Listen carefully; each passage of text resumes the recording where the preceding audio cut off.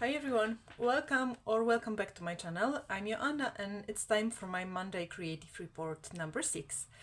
I'm going to share what I've creatively done over the last 7 days and what are my plans for the week ahead. So let's start.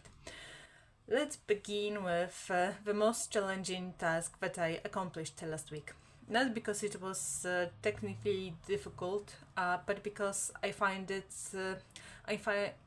that any additional computer work is simply overwhelming for me at the moment. Honestly, I would be doing nothing computer related in my free time if I could, but I saw the purpose and I promised, so I'm super satisfied and relieved to announce that I've not only prepared covers for all my collections of printable color palettes, but I also uploaded them on the relevant listings on Etsy and Gumroad. On Gumroad, everyone who purchased any of my bundles has received a notification via email. If you haven't seen it, please check your spam folder or other mail folders. You can also access the new content directly from the platform, whether it's Etsy or Gumroad. And I'm really happy with how the covers turned out. And I hope that you like it too. Please let me know in the comments what do you think about them. The second task that I completed was filming a tutorial on how I activate the wax layer when using Neocolor I for basing and coloring page. I did it in a form of coloring process video, which I know that you enjoy. I colored this page from Forgotten Tales by Anna Emilia, and the video went live on Thursday. For this page I used like 98% of Neocolor I crayons. Of those crayons. Just to clarify, Neocolor I crayons are water resistant and Neocolor II crayons from Caran d'Ache are water soluble, so just so you know. And for this specific page I used like in 98% Neocolor I crayons, the water resistant kind, and a little bit of water soluble Neocolor II crayons here to cover and soften black lines with an activated tip of a crayon.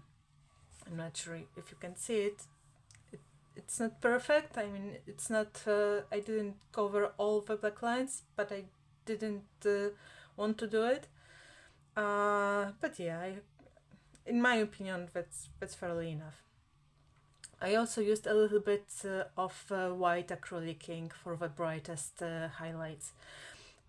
If you're feeling intrigued by the result and you haven't seen the video yet, go check out the video. You might also want to share it with, some of your crayon obsessed coloring friends.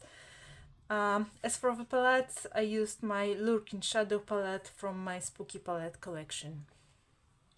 It was also in my plans for the last week to color, and I colored also another page. Only this one. It's in Cozy Corner by Coco Wyo.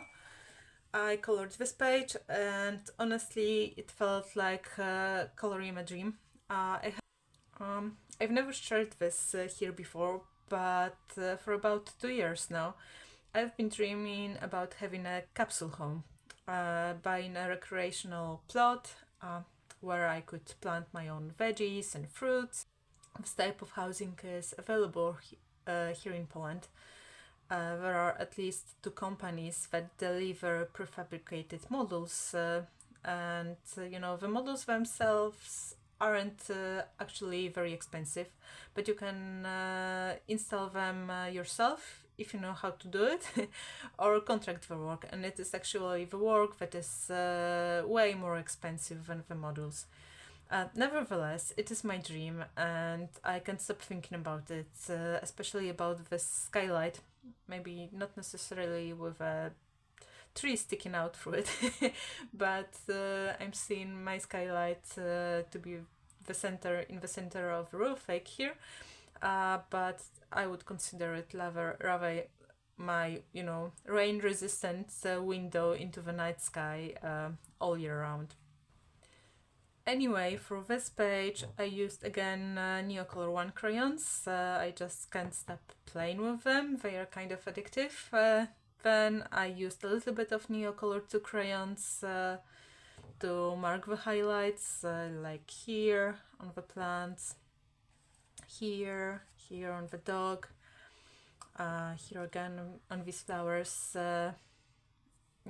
and gel pens for, dotting.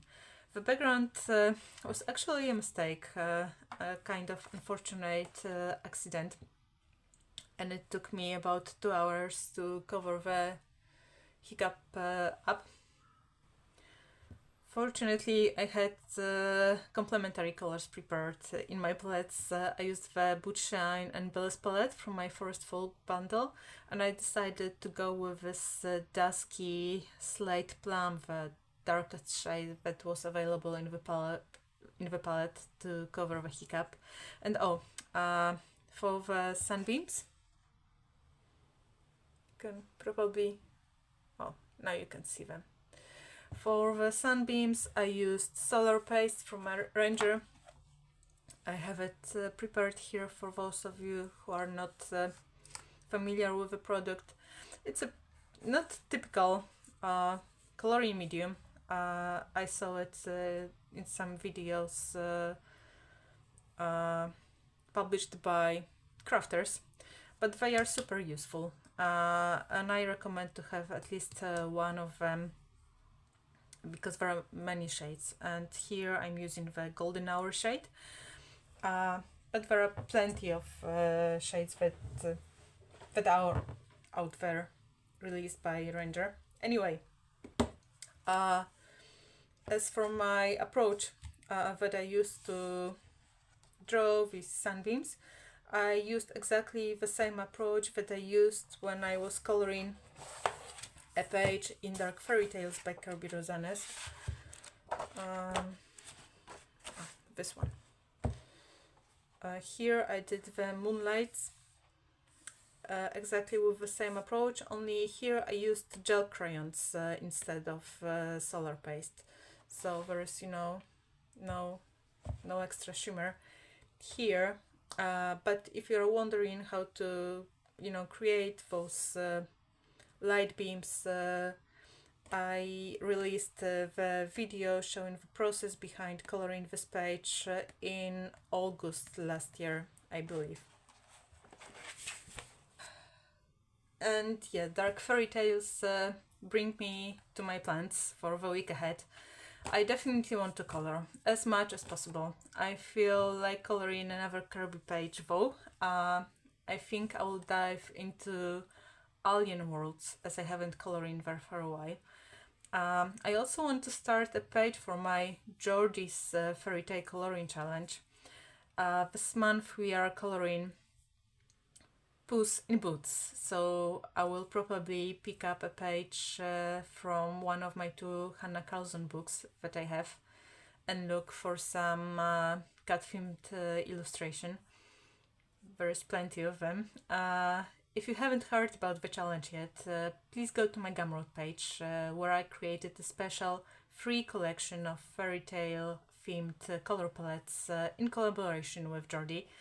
The collection also got its brand new cover yesterday, so you might want to download it too. And I also have 2 questions for you guys, not necessarily related to my plans for the week ahead, but for the near future. So first, I'm considering doing an ASMR video. It would be a process video. That would be a simple one showing only the coloring process and sounds. So I would add no subtitles there or voiceover. I'm considering this format because I know that you enjoy watching the process, and preparing a full tutorial like the one I released on Thursday is very time consuming, and often it takes me up to 3 times longer than the actual coloring. So since my techniques are already presented in full tutorial format, I'm wondering if the simpler video style might be a good option for you, and this would be simply less time consuming for me to produce. Please let me know what are your thoughts here. And the second question is that I'm finding these cute and cozy books are resonating with me more and more, especially when working with crayons. However, I'm still new to this genre, so please let me know if you know any illustrators who hand draw or at least thoroughly edit their illustrations and publish their own cozy style books as actual human artists that you know. I'm especially interested in fantasy and fairy tales and spooky and dark themes, so if you have any favorites or recommendations, please drop them in the comments below. Okay, guys, off to coloring we go. Thank you for hanging out with me today, and stay colorful, creative, safe, healthy. I'm wishing you all the best for the upcoming week, and I will see you in the next one. Bye bye!